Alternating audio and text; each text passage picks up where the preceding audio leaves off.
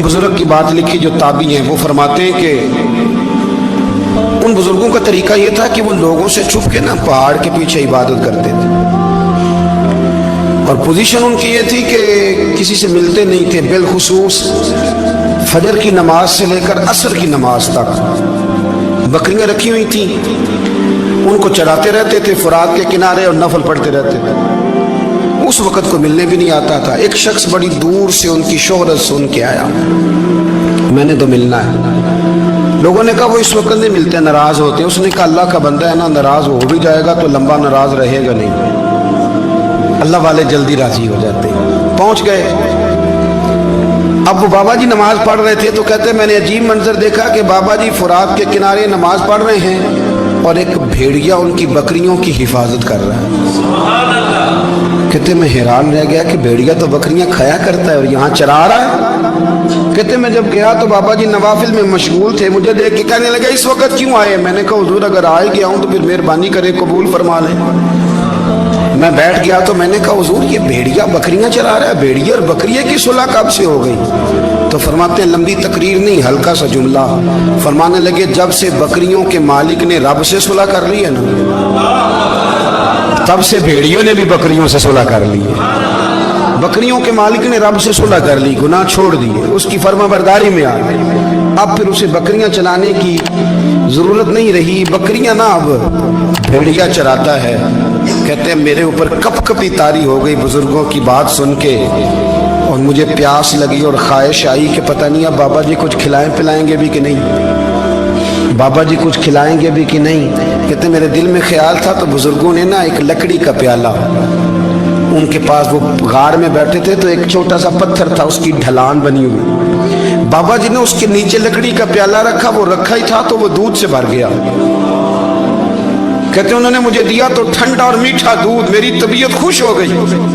बाबा जी ने दोबारा वही प्याला उसी जगह रखा तो शहद से भर गया।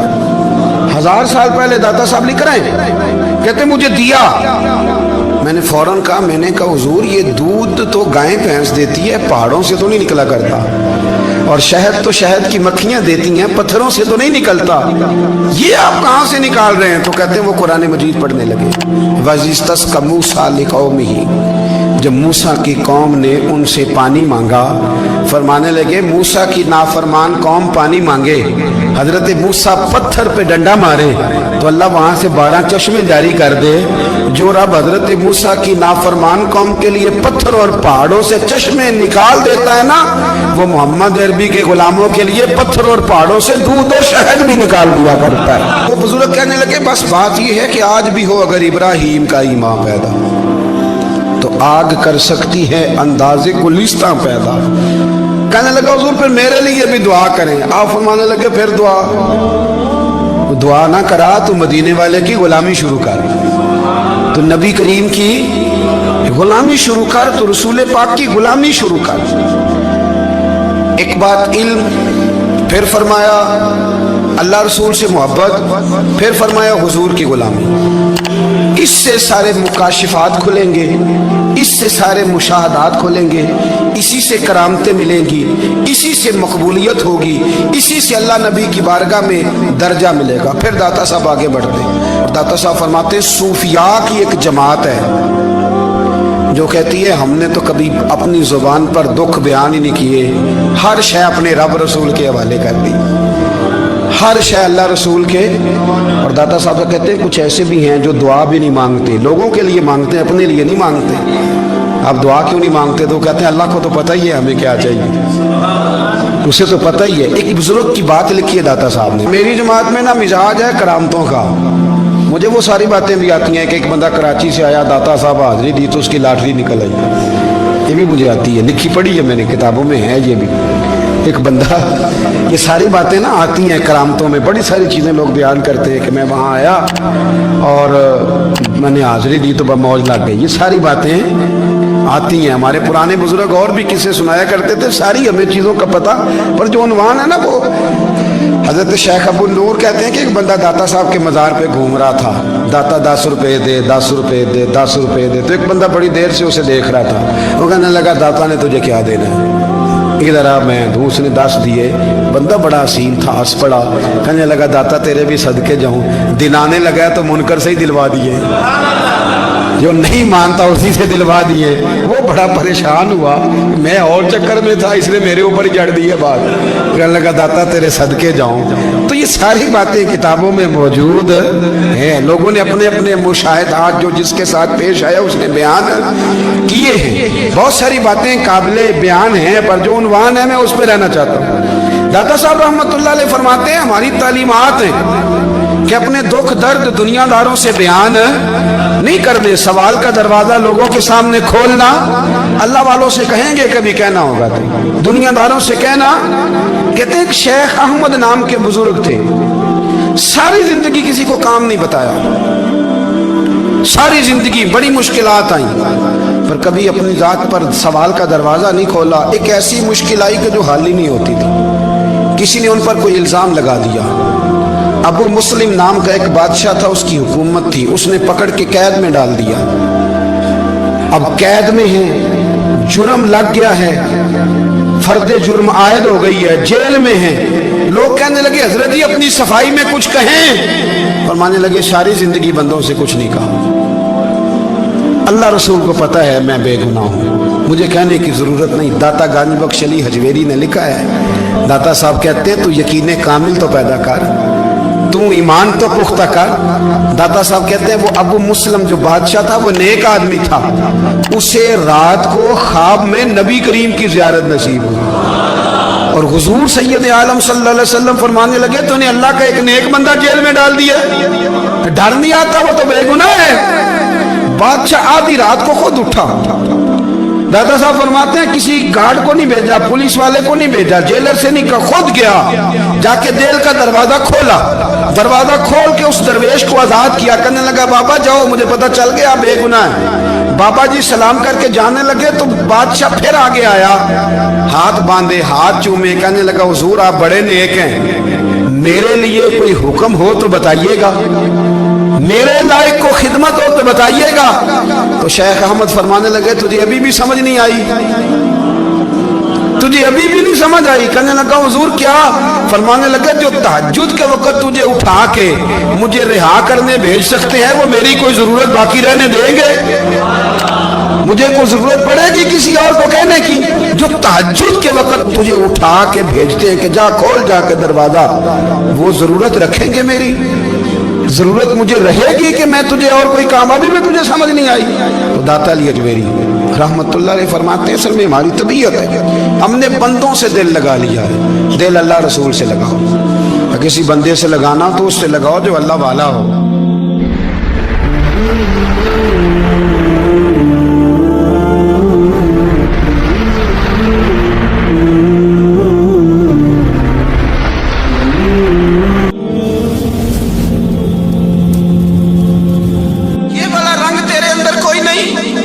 अबू सुफियान आए उन दिनों जिन दिनों हालात बड़े कठिन थे, इख्तलाफ शिद्दत का था।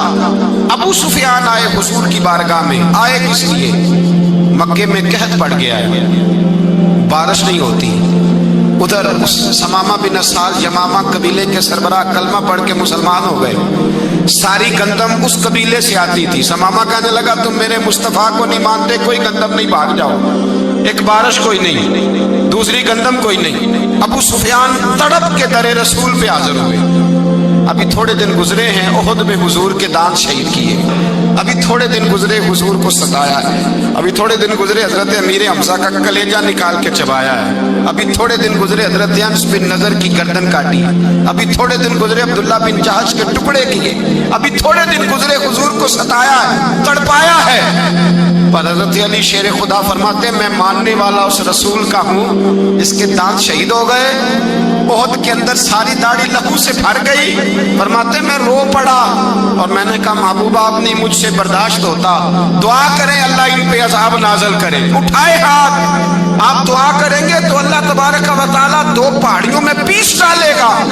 हजरत अली कहते हैं मैंने अर्ज की तो हुजूर ने हाथ उठाए और दुआ क्या दी, अल्लाहुम्मा हदी कौमी फइन्नहुम ला यअलमून। ऐ अल्लाह मेरी कौम को हिदायत दे दे, ये जानते नहीं ये क्या कर रहे हैं। اللہ انہیں ہدایت دے۔ یہ اخلاق حسنہ کا معیار، تھوڑے دن پہلے حضور کے ساتھ یہ رویہ، ابو سفیان اب بے حال ہو گئے، بچے بھوک سے مرنے لگے، جانور پیاس سے مرنے لگے، ابو سفیان چھپتا چھپاتا کہنے لگا چارہ کوئی نہیں، مصطفیٰ کے پاس جانا ہی پڑے گا۔ ابو سفیان مدینے پہنچ گئے، جب پہنچے نا تو ابو سفیان کی اپنی صاحبزادی حضرت ام حبیبہ ام المومنین تھی، رسول اللہ کی زوجہ تھی۔ ابو سفیان جب آئے تو حضرت ام حبیبہ کے پاس سیدھے ان کے گھر گئے بیٹی سے ملنے۔ حضور کا بستر بچھا ہوا تھا، حضرت ام حبیبہ حضور کی زوجہ ام المومنین بستر بچھا ہے، ابو سفیان بیٹھنے لگے، جناب ام حبیبہ کہنے لگی ابا جی ٹھہر جائیں۔ وہ ٹھہرے تو بستر سمیٹ دیا، کہنے لگے بیٹی شاید تیرے گھر میں کوئی قیمتی بستر نہیں، غربت چھپانے کے لیے بستر سمیٹ رہی ہو۔ جناب ام حبیبہ کہنے لگی ابا تو مسلمان نہیں نہ ہوا، ابھی تیری سوچ کافروں جیسی ہے، تو یہاں آ کے کھڑا ہونا جہاں میں کھڑی ہوں، پھر تجھے رسول اللہ کی محبت کے رنگ کا پتہ چلے۔ تو ابھی کھڑا وہاں ہے جہاں تجھے کفر ہی کفر سنائی اور سجائی دیتا ہے۔ بستر اس لیے نہیں سمیٹا کہ معاذ اللہ کم قیمت تھا، میں نے اس لیے سمیٹا ہے کہ تو نجس ہے، ناپاک ہے، ابھی کلمہ نہیں پڑھتا۔ اور یہ اس رسول کا بستر ہے کہ جو بستر میں موجود ہوتے ہیں تو جبریل امین قرآن لے کے تشریف لے آتے ہیں، میرا وجود اس قابل نہیں کہ یہاں بٹھایا جائے۔ نبی پاک صلی اللہ علیہ وسلم کی بارگاہ تک ابو سفیان آئے۔ ابو سفیان کہتے ہیں مجھے امید نہیں تھی، ابھی سوچ نہیں نہ بدلی تھی، کہتے مجھے امید نہیں تھی، میرا خیال تھا وہ شکوے کریں گے، شکایتیں کریں گے، وہ کہیں گے تم نے بھی تو بڑا کچھ کیا ہے نا۔ ابو سفیان کہتے ہیں میں قربان جاؤں، میں نے یہ رنگ دیکھا تو مدینے کی فضا ویسے ہی بڑی ٹھنڈی تھی، لیکن مصطفیٰ کریم کے ساتھ جب میں نے بات کی تو میرے وجود پر گریہ طاری ہو گئی، میرے اوپر کیفیت طاری ہو گئی، میں تڑپنے لگا۔ کہتے ہیں میں نے کہا محبوبہ میں آیا ہوں، آپ کا کلمہ پڑھتے ہی سمامہ نے گندم بند کر دی ہے، بارشیں رک گئی ہیں، مکے کے لوگ بھوک اور پیاس سے مرنے لگے ہیں، محبوبہ بیٹیاں روتی ہیں، یا رسول اللہ مائیں ان کی چھاتیوں میں دودھ خشک ہو گیا ہے، بچے بلکتے ہیں۔ ابو سفیان کہتے ہیں میں دشمن تھا، سارے مکے کے لوگ دشمنی کرتے تھے، لیکن جب میں نے یہ لفظ کہے نا اچانک میری نظر اٹھی تو مصطفیٰ کریم کی تو آنکھیں آنسو برسا رہی۔ کہتے میری بات بھی مکمل نہ ہوئی، حضور نے پہلے رکا منگوایا سمامہ کے نام، فرمایا پہلے تو انہیں غلہ اپنی مرضی سے دیتا تھا، اب تیرے نبی کا حکم ہے کہ پہلے سے بڑھ کر تو انہیں غلہ دینا ہے۔ اور پھر میرے مصطفیٰ نے ہاتھ اٹھائے۔ اور بھائی مشکل ہوتا ہے، مشکل ہوتا ہے، سگے بھائی کے لیے لوگ دعا نہیں کرتے، کہتے میرا شریکہ ہے، ساس بہو کے لیے بہو ساس کے لیے دعا نہیں مانگتی، کہتے اختلاف ہے، لوگ لوگوں کی زندگی نہیں مانگتے، بیماری میں شفا نہیں مانگتے۔ ابو سفیان کہتے ہیں آمنہ کے لال تیرے قربان جاؤں۔ حضور نے ہاتھ اٹھائے اور کہا اے اللہ مکے کی سنگلاخ پہاڑیوں پہ بارش برسا، اے اللہ کھیتیاں ہری کر دے، اے اللہ ماؤں کی چھاتیوں میں دودھ بھر دے، اللہ عورتوں کو تازگی دے دے، بچوں کو رانائی دے دے، پھلوں پھولوں کو تازگی دے دے۔ ابو سفیان کہتے پہلے حضور رو رہے تھے اور جب نبی پاک کی دعا دیکھی تو میں نے رونا شروع کر دیا، میں نے رونا شروع کر دیا۔ کہتے واپس آیا تو وہ احساس کہ یار یہ میں کس شخص سے مل کے آیا ہوں، یہ کس قسم کے آدمی سے مل کے آیا ہوں، یہ کیسا رنگ ہے، یہ کس قسم کا انداز ہے کہ جس کو میں پتھر مارتا رہا وہ میرے لیے دعائیں لے کے بیٹھا ہوا ہے، جس کو ساری زندگی ستایا ہے وہ میرے بچے کے لیے روتا ہے، میری بیٹی کے لیے اس کی آنکھ میں آنسو ہیں، وہ ہمارے لیے تڑپ رہے ہیں۔ میرے بھائیوں ابو سفیان کہتے ہیں پھر دوسرا جلوہ میں نے تب دیکھا جب حضور مکے آئے، اور میں تو آخر تک لڑنے آیا تھا نا حدیبیہ تک۔ کہتے ہیں جب رسول پاک مکے آئے اور حضور نے اعلان معافی کیا تو بنتا تو یہ تھا کہ مجھے سزا ملتی، لیکن میرے مصطفیٰ کریم نے فرمایا جو ابو سفیان کے گھر میں چلا جائے گا میں اسے معاف کر دوں گا۔ کہتے ہیں میں نے کہا یہ میرے لیے کس قسم کی سزا تجویز کی ہے کہ میں عمر بھر دشمنی کرتا رہا اور یہاں رنگ عجیب ہے۔ حضور نے میرے لیے ہی اعزاز لکھ دیا، فرمایا جو ابو سفیان کی حویلی میں داخل ہو گیا میں نے معاف کیا۔ ابو سفیان کہتے ہیں پتہ نہیں کتنے پردے تھے جو اٹھ گئے، پتہ نہیں کتنی منزلیں تھیں جو طے ہو گئی، پتہ نہیں کتنے جلوے تھے جن کا نظارہ ہو گیا، اور میں نے غور سے چہرہ دیکھا تو میری آنکھوں سے پٹی اتر گئی، اور مجھے عبداللہ کے یتیم بیٹے کے پیچھے محمد الرسول اللہ کے جلوے نظر آنے شروع ہو گئے۔ اخلاقی قدریں جب موجود رہتی، یہاں تو لوگ مرے ہوئے شخص کو مارتے ہیں، یہاں تو سڑک پر کتنی کراوٹ ہے اور کتنا گر گیا ہے اخلاق ان لوگوں کا، ایکسیڈنٹ ہو گیا ہے، ٹرین کی پٹری سے اتر گئی ہے، چیخ و پکار ہے، آہیں ہیں، تڑپنا ہے، رونا ہے، سسکیاں ہیں، ماں کا بازو کٹا ہے پر وہ چیختی ہے ذرا میرے بیٹے کا پتہ کرو، باپ کی آنکھوں میں ریت پڑ گئی ہے پر وہ تڑپتا ہو میرا بیٹا تھا، چیخ و پکار ہو رہی ہے، پر ظلم ہے اس قوم کا کہ جو بچانے والے آئے ہیں وہ پہلے آتے ہی ان کی جیبیں ٹٹول رہے ہیں، ان کے بٹوے دیکھ رہے ہیں، گری ہوئی عورتوں کے، یہ آپ اٹھا کر دیکھیے اخبارات، عورتوں کے گری ہوئی عورتوں کے کانوں سے بالیاں نوچی گئی اور ان کے کان تک کٹ گئے، یہ اس قوم کا حال ہے۔ اقبال کہتے ہیں جنہیں آتا نہیں دنیا میں کوئی فن تم ہو اور بیچ کھاتے ہیں جو بزرگوں کا کفن تم ہو، تم وہ لوگ ہو جو کفنوں پہ سودے کرتے ہو، جو قبروں پہ سودے کرتے ہو، لوگ تجارتیں کرتے ہیں، اخلاقی پستی کا یہ عالم کہ لوگ قبروں پہ سجدے کرتے ہیں، بیٹے بیچ کے دہیز خریدتے ہیں، غریب کی بیٹی روز تڑپتی ہے، روتی ہے، روز سسکیاں لیتی ہے کہ کہاں سے وہ دروازہ کھلے گا، جب میں بھی جب سہاگن ہوں گی، جب میرا باپ بھی عزت کے ساتھ مجھے رخصت کرے گا، اور غریب آدمی بیٹی کی شادی کے بعد اتنا دکھی رہتا ہے، وہ بھی کم ہی لوگ جانتے ہیں، وہ بھی وہی لوگ جانتے ہیں جو اس منظر سے گزرتے ہیں۔ ہمارا اخلاقی معاملہ اس قدر زیادہ تباہی کا شکار ہے۔ میرے مصطفیٰ کریم سید عالم نور مجسم صلی اللہ علیہ وسلم جذبات کا خیال رکھتے، احساسات کا خیال رکھتے، تصورات کا۔ او بھائی اس سے بڑا اخلاق کا مظاہرہ کہاں سے لینے جاؤ گے کہ آمنہ کے لال فرماتے ہیں میرا دل کرتا ہے نماز لمبی پڑھاؤں، نماز اللہ کی نماز، دل کرتا ہے لمبی نماز پڑھاؤں، میں لمبی لمبی صورتیں تلاوت کروں، میں کھل کے رب کریم کا قرآن پڑھوں، میں اللہ تبارک و تعالیٰ کے قرآن مجید کے ذائقوں میں کھو جاؤں۔ لیکن حضور فرماتے ہیں نماز میں کسی بچے کے رونے کی آواز آتی ہے، کسی بوڑھے کی ہائے کی آواز آتی ہے، کسی بیمار آدمی کی ہائے کی آواز آتی ہے۔